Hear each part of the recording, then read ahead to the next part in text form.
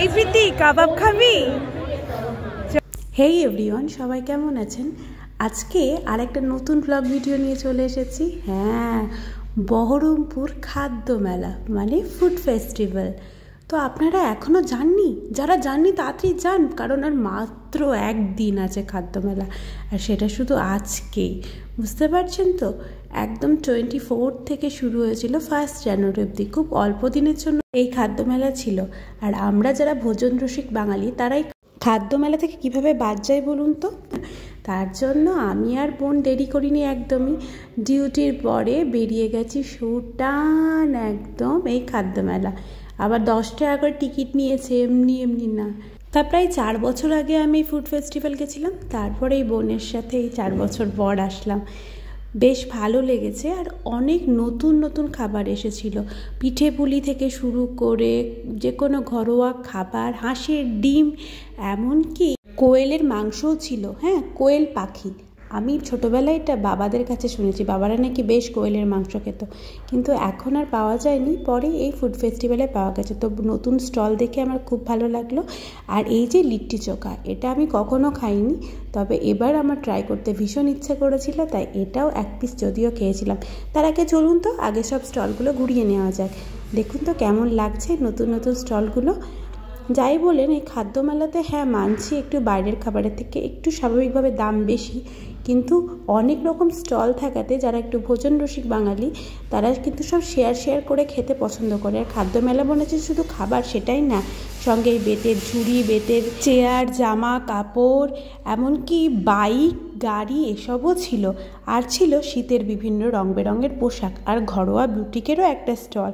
তো আমরা সব স্টলগুলো ঘুরে দেখার পর অনেক ফটোসও তুলেছি, কারণ এখানে কিন্তু সেলফি গ্যালারি ছিল।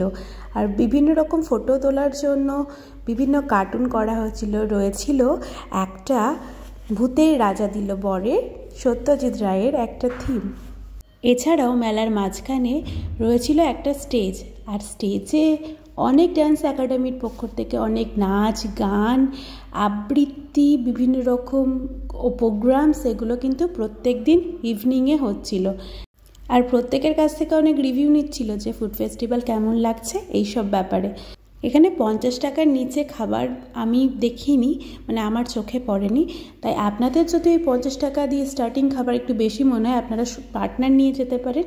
আমি তো আমার বোনকে নিয়ে গেছি এবং সব কিছু শেয়ার করে খেয়েছি। দেখছেন, শীতকাল মানেই চকলেট পাটিসাপটা থেকে শুরু করে দুধ পুলি, নারকেল পাটিসাপটা, সব কিছু শীতের সম্ভার। আর এটা ছিল বীরভূমের স্টল।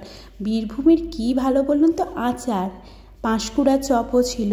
এই যে একটা একাডেমির, সেটারও গাইডলাইন দিয়েছে। কেক ছিল, শীতের কেক। এছাড়া ছিল ভেলপুরি, পাপড়ি chaat, wow momo, Pizza Hut, এই সব কিছু মোমো স্টলও কিন্তু ছিল। এই যে দেখছেন, এটা হচ্ছে সেই ফুড ফেস্টিভ্যালের স্টেজটা। সেই স্টলে সাধারণ মানুষ আসছেন, আমরা সাধারণ মানুষের কাছে যাচ্ছি, তাদের প্রতিক্রিয়া দিচ্ছি এবং আমরা প্রতিশ্রুতিও দিচ্ছি তারা এইভাবে ভিড় জমাতে থাকে। শীতের সময়টায় সব রকম খেতে পারে এবং রয়েছে বড়ি, সেখানে পাবেন বডি লোশন, শীতকালে যেটা খাবারের খুব জমতে বানাই খাবার। এখানে আবার ব্যাম্বু বিরিয়ানিও পাওয়া যাচ্ছিল। ব্যাম্বু বিরিয়ানি কিন্তু আমি আগে কখনো খাইনি, যদিও এখানে ট্রাইও করিনি। আমি খুব কম চেষ্টা করেছি যে এখানকার মাছের বা মাংসের জিনিসগুলো ট্রাই করা, তারপরেও একটা চেনা দোকান থেকে কাবাব খেয়েছিলাম। আর হ্যাঁ, আমি তো বলতেই ভুলে গেছিলাম, এখানে দীঘা থেকেও স্টল এসেছিল।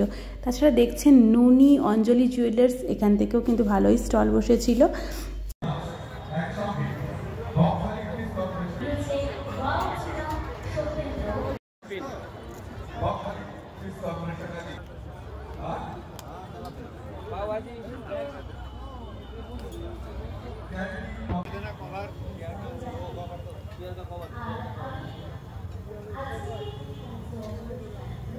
এই যে গরম মশলা, এই স্টলটার নাম। আর এই স্টলে বিভিন্ন রকম সুইটস থেকে শুরু করে ফাস্ট ফুড সব কিছু বিক্রি হচ্ছিল।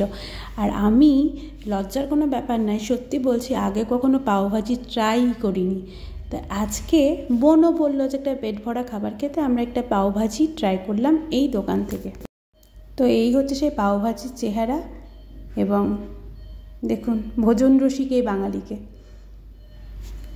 যে ব্যাপারটা আমার খুব ভালো লেগেছে সেটা হচ্ছে এই মেলাতে না বসে খাওয়ার ব্যবস্থাও খুব ভালো ছিল, যার ফলে যারা এসেছিল মেলা দেখতে এবং খেতে তারা বেশ বসে বসে সুন্দরভাবে আস্তে আস্তে খাবারটা এনজয় করেছে, কারণ তাড়াতাড়ি করে তো সবার খেয়ে নেওয়া সম্ভব না, তাই না? দেখছেন কত রকম কাবাব, হারিয়ালি, রেশমি, টিক্কা কাবাব। আমরা কিন্তু টিক্কা কাবাবটা খেয়েছিলাম। কোথা থেকে খেয়েছিলাম বলুন তো? বহরমপুরের একটা হুকোমুকো হ্যাংলা বলে স্টল বসেছিল, সেই দোকান থেকে আমরা নিয়েছিলাম। আর এই দেখুন কাচ্চিখানি, মাস্টার্ড অয়েল, এই সব কিছু ছিল।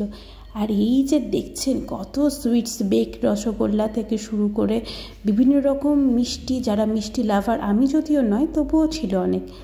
এদিকে ডমিনোস পিৎজাও বসেছিল ক্রিসমাসের বড়দিনের জন্য কেক। আর এরপরে এই যে সানরাইজের পক্ষ থেকে একটা বড় স্টল অ্যারেঞ্জ করেছিল, যেখানে প্রত্যেকটা গুপচিতে ভালো ভালো খাবার, সেটার জন্য সবাই ওয়েট করেছিল।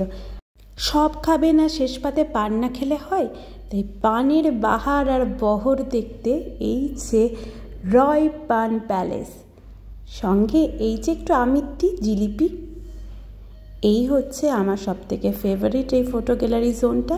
এখানে আমি যেটা বলেছিলাম, এই যে বড় বড় কড়াই, হাঁড়ি, সত্যজিৎ রায়ের ভূতের রাজা দিল বর থিম, এবং এখানে দেখছেন বাঁধাকপি আর ফুলকপির বিয়ে হচ্ছে। সত্যি শীতকালে সবজি মানেই বাঁধাকপি আর ফুলকপি, এছাড়া যেন এর ঝুড়ি মেলা ভার।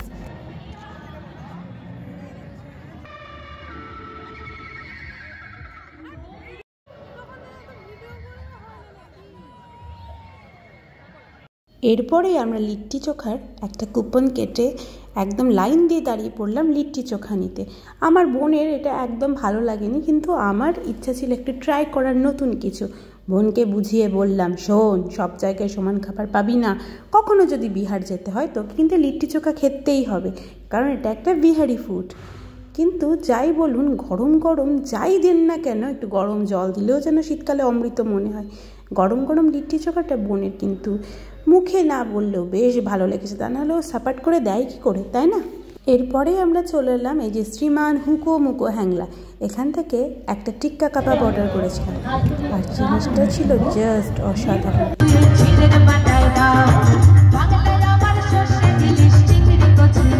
এই খাওয়া দাওয়ার মাঝে আমরা একটু একটু এই প্রোগ্রাম দেখে নিচ্ছিলাম। যাই বলেন, স্টেজ বা মঞ্চ হচ্ছে আপনার প্রতিভাকে তুলে ধরার একটা অন্যতম জায়গা, আর সেখানে এই বাচ্চা বাচ্চা মেয়েগুলো বেশ ভালো পারফরমেন্স করছিল, সঙ্গে ওদের টিচারও নাচ করছিল।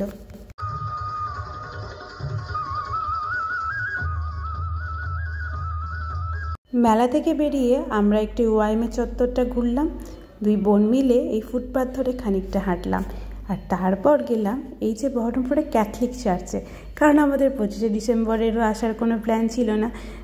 এই ক্যাথলিক চার্চের উল্টোর দিকে যে হোস্টেলটা আছে, বহরমপুর গার্লস হোস্টেল, সেখানেই আমার গ্র্যাজুয়েশন কমপ্লিট করা। তো তখন আসতাম প্রায় রবিবার এই চার্চে, কিন্তু এখন আর আসার কোনো সময়ই নেই। এত বিজি শিডিউলে অনেক দিন পরে এই চার্চটা দেখে আমার খুব ভালো লাগলো, আর অনেক পুরনো কথা মনে পড়ে গেল। কতদিন এই রুমমেটসের সঙ্গে এসে এই ক্যাথলিক চার্চ দেখে গেছি। আর দেখুন লাইটিং দিয়ে কি ভালো লাগছিল এই চার্চটাকে, খুবই সুন্দর।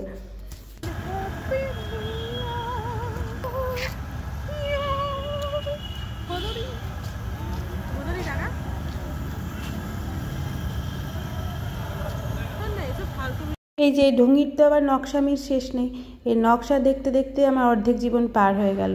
এর নাকি এখন হাত ধরে এই ভিডিও করতে হবে, কি অদ্ভুত ব্যাপার। এই